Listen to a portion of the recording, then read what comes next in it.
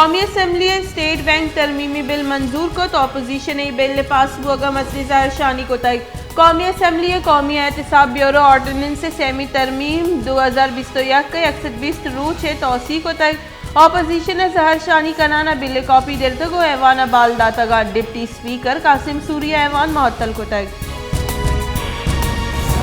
मरूची petrol नहाद शशकलदार गेश वगे गुमानी मुल्की राज दफ्तर तहा अवली रंदा पेट्रोल नहाद 105 कलदार लीटर वगे गुमान पेट्रोल नहादा 5 कलदार 25 पैसा डीजल शशकलदार गेश बुतका म्यान उस्मानी मंडी तेले नहाद गेश वगे सबा पाकिस्तान पेट्रोलियम चिजानी नहाद 10 शशकलदार गेश वगे गुमान पद्दर को तक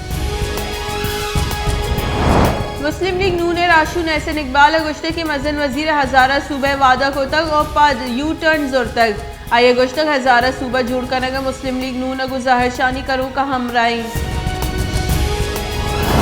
पाकिस्तान कोरोना केसानी तहा गीशी गोस्तगी 24 कलाकारी न्यामा कोरोना केसा आफ्त दरसद गेश national command and operation centre रेदा गोस्तगी 24 कलाकारी न्यामा 6560 आफ्त नो के केस दिमात कगा आफ्त नादरा बीरान मुस्बत केसानी शरा आफ्त टैक्सी और शशदर सदसर